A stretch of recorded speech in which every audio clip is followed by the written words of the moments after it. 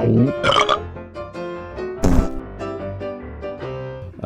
in a relationship now, which means I recently had some growth. I'm not a big porn guy, which is a lot easier than saying, "Ooh, I'm a big porn guy."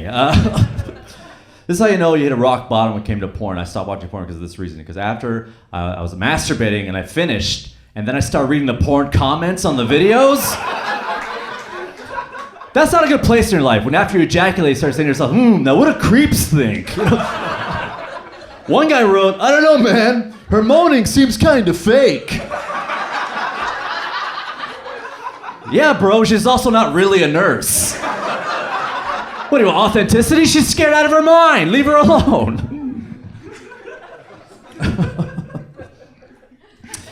I am in a relationship, and I've learned that women talk about the relationship way more than men do, right? Guys keep that card close to the vest. Women talk about it.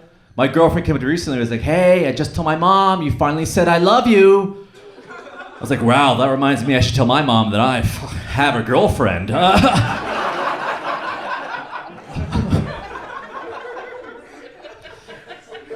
Your mom doesn't know you have a girlfriend yet? No, okay. This date ends tonight. This is the thing, you're in a relationship and you learn new things every day, dude. Your vocabulary expands when you're in a relationship. You learn stuff from your partner all the time. For instance, went to a restaurant. I go, "Babe, what do you feel like eating?" She looked at the menu, then looked at me and went, "Honestly, I'm in the mood for some broccolini." I mean, honestly, people, I'm a dumb guy. I didn't know that was a word. I thought this was her nickname for broccoli. I thought she'd being cute, like, "Oh my God, that's what you call it? That's adorable." Well, maybe I'll get a hamburgerino. Maybe some ice creamies after. Tried to get laid that night? Ooh, denido. I'll leave you guys with this. Did you know this? Broccolini. Look it up. You can see it in a restaurant. It's a man-made vegetable. Did you know that? It's a genetically modified splice between asparagus and broccoli. It was made in a lab in '93 right here in Los Angeles, which kind of makes sense. Because only in LA would someone look at broccoli and be like, "You should be taller and thinner." All right. Change your name, sound more ethnic. It'll fly in the restaurant scene. I used to substitute teach during the day for extra money. But I work with the younger kids, not the older kids, you know? Because once you get to 6th grade, they can kind of bully me a little bit. You know what I mean? I don't like that. Because you can't punk a 6th grader into doing his work. Like, "Ricky, sit down and do your work." And I'm like, "Yeah, you want to take this outside?" I'm like, "No, Ricky, continue your work, actually. Go ahead." I think substitute teaching is probably the most thankless job on the planet. By far. That's the only job where you're guaranteed to get every kid at their absolute worst. It's guaranteed. Nobody sees a substitute and then thinks, "I'm gonna be well-behaved today." What better time to be well-behaved than when there's absolutely no consequences for my actions? Do you guys remember having substitutes? Do you remember that? Were you well-behaved? No, you were animals. As soon as that substitute walked through the door, we looked at each other in agreement. "Yo, I'm gonna try and make him cry." There was always one kid in the back of the class that would take it way too far. He'd always come out like, "Oh, I'm gonna fight him." Like, "What? No, we just want him to change careers. We're children." I work for private schools, public schools. The private schools are the worst because they can invent whatever rules they want. If they're I was at a very progressive private school, and they made rules. They're like, "Hey, if you ever play any games with the children, we want you to let them win to help build up confidence. We want strong, confident children." And I'm a gamer. I go 110 always. But I also needed the money, you know what I mean? And of course, that morning recess, a little 1st grader, he wanted to race me. You know, you guys, I smoked him. I forgot how fast I was, by the way. I forgot. And by the way, my confidence through the roof. They were absolutely right. But he started crying. He was crying right there. That's how bad I beat him. I made a guy cry. I never tell him the age when I tell that story. He started crying. I had to talk to him like a little. Finally, I pulled him aside. I was like, "Listen, I'm going to talk to you like you're a little adult right now, okay? Listen to me. You are a white kid at a private school. This may not make sense to you right now, but this race we had, you actually won. You win. I'm loser. You get it." I forgot to go with it. I'm the loser in the situation. Most kids liked it when I subbed for them because I was always honest. I never lied. Every class, every morning, same thing. Everybody bring it in nice and tight. Take a knee. Listen up. I do not want to be here this morning.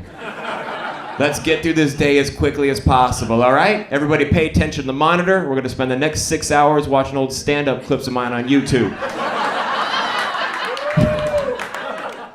Who's got parents in the biz? I wasn't sure how I was going to start the show. I worked out stuff, and I have to tell you something, and I swear this is true. It happened 6 minutes ago, and I can see the guy. I'm not going to point out who it is. There are no toilets, no restrooms backstage, so I had to go to the gents, to the restroom, and I was there, standing, doing what... I'm not looking at him. Doing what I had to do, and I felt my phone vibrate in my pocket, and I've been having an on and off signal since I've been here. Anyway, I had a free hand, so I took my phone out and I had a look, and I normally wear glasses to read, which I don't have with me, so I was holding it like this, and there's a text message from a friend of mine, a comedian friend, telling me about a gig, and I'm looking at it and I'm laughing, and I turned to the guy next to me. It looked like I was taking a photo of his penis. So.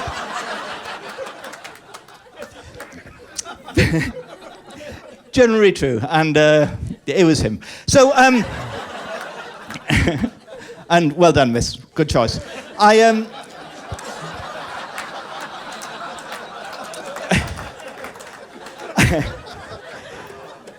I make it fun. What's your name, my friend? Hello, Brian. That's a strong grip than I was expecting. What do you do? I know one thing you do, clearly. Nice to... What's your job, Brian? I'm a dean over a middle school. I didn't get that. So I am... doesn't matter. In my head, you're a mechanic. It's not about fun. So nice to meet you, Brian. I've been doing this job. I've been a comedian for a while. When I first started, I met a girl, right? You will one day, Brian. I met a girl, and she was a lovely girl, and she told me she wanted sex really badly, which is lucky, so that's just so I do it. But she, I'll wait. But she was a lovely, beautiful girl, lovely long shoulder length arms, and we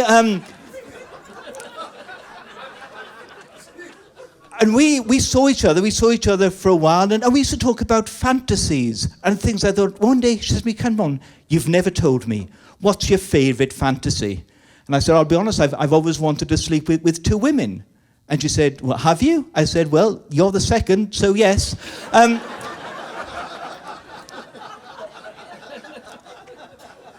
So I said to her, what's your fantasy? She said, I'd love to cover myself in whipped cream and for you to lick it off. I said, look, I'd love to, but unfortunately, I'm allergic to cream. She said, don't worry, I'll use a substitute. Steve, his name was. But...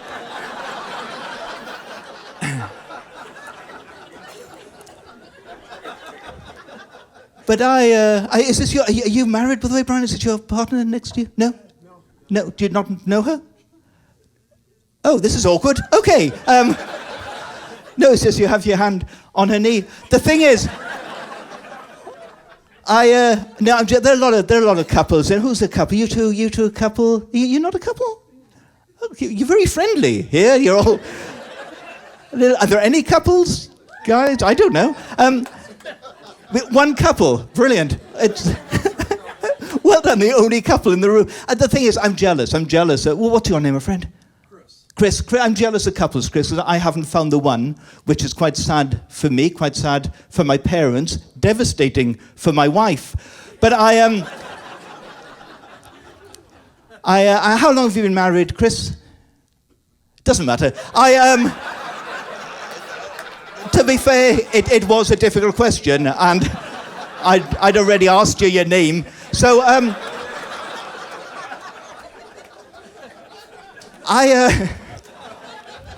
I've been married. One, the thing is, when you've been married a long time, things can get a bit dull. Am I right, Chris? Oh, you shouldn't have nodded. But things can get a bit dull, and I've tried to spice things up, with my wife. I recently tried to add sparkle in the bedroom. My wife wasn't interested, which annoyed me because Sparkle wasn't a cheap prostitute.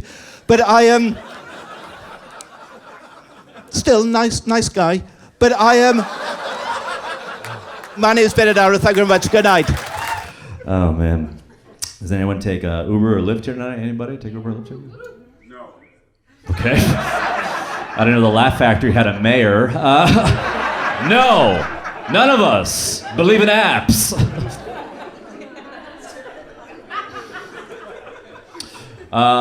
Here's the thing about Uber and Lyft. I'm not a big fan. I like cabs still. Like a New York cab, I like a New York cab. Uber and Lyft is still kind of weird to me because it's a cab, but it's not. You don't know the dude, but he's in your phone for some reason. But the simple life hacks you can do to make yourself feel comfortable in these cars. You know this? In the Lyft app, you can change your name to whatever you want. You don't have to go by a government name. I'm just saying it's kind of nice every time we get in the car. The Lyft driver looks at his phone in my profile and goes, hey, son. 5 stars, Dad. And then we don't talk for the whole ride and it feels really familiar, you know what I mean? I don't like Uber Pool because sometimes you get that one dude a little too energetic, a little too excited to be there. You know what I'm talking about? He's got a backpack, a white dress shirt, just comes in like, hey, how's everybody doing? Like, that's not how this works, asshole, all right? This is a car, but these are bus rules, you know what I mean? Thank you. I'm in a relationship. Anyone in a relationship here? Okay. Just heard one sad lady in the shadows. Yay. This is our night out. They say you should never ask a woman a question you don't want to know the answer to. I'm gonna go a step further. Never ask a woman a question you're gonna remember the answer to, all right? Here we go. So in my last relationship, in the first 3 months, my girl said, Clint, I trust you. Ask me anything and I'll answer honestly.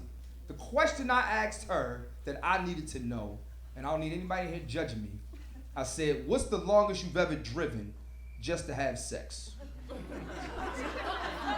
It's a very important question you gotta ask your lady tonight, fellas. You gotta know how committed to the dick she is. Okay, since we all wanna act like we the virgin show up in here, women only, round of applause. How many women in here drove a substantial distance, meaning over an hour, just to have sex? Make some noise. How far you drive? 2 hours. Is that the dick you drove for? No? It's gonna be a long ride when y'all go home tonight, yo. My last girlfriend told me she drove 11 hours for sex. I said, man, that must have been some impeccable penis. Fast forward a year later, we in a relationship. And I said, babe, I miss you. I can't wait to come home, because when I come home, you coming over and it's going down. And she said, no, it's not, because I'm tired and I don't feel like driving that far. And that's when my fucking memory kicked in. And I'm like, bitch, you only live 10 minutes away. What you mean you don't feel like driving that far? And I learned this at that moment. Fellas, pay attention. Connor, pay attention. Get off your phone. Never try to out-petty a woman during an argument. You always gonna lose. See, when men argue, all we wanna do is say something, make you hurt a little bit. It hurt, it's over. Women, on the other hand, when y'all argue, it's like in the back of your mind, there's an imaginary brother on your shoulder yelling in your ear, Mortal Kombat's finish him, and y'all wanna go for the fucking jugular, yo. No! All I said was, I bet you if I was that other brother, you'd have drove 11 hours to come see me. And she said, haha, you know what, you're right. And if he's there, you let me know and I'll be there in 5 minutes. That shit ain't funny, man. Fuck y'all, yo. Here's the last thing before I get up out of here, yo. You know what the worst thing about being single is? The worst thing for me is now I gotta start all over again and meet new people. I don't give a shit about your favorite color. Let's just move on to what this about to be, all right? True story, I'm not, so I don't have no car out here, and I'm taking the bus. And I saw a beautiful young lady on the bus. I said, hey, my name is Clint. I would love to take you out sometime. Let me tell you what this little fucking hood rat told me, all right? She said, take me out? Where you gonna take me? You take the bus, which means you can't take me nowhere. And guess what? I don't date nobody who take the bus. Now, in the back of my mind while y'all laughing, I'm like, bitch, you take the bus too. You can't be picky, but I'm a Christian, so I didn't say that.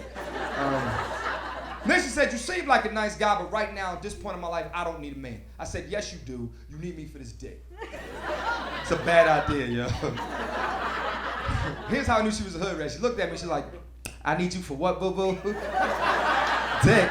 Goes in her purse, pulled out a dildo, waved the shit in my face, said, I don't need you or any man for shit, and tapped the dick on my chest. Now, do you know how traumatizing it is to have a plastic penis tapped on your chest on the bus on Crenshaw Boulevard? So I just got off at Slauson Avenue, man. And the reason why I got off at Slauson is because the marathon continues, man. My name is Clint Coley. Thank y'all for having me.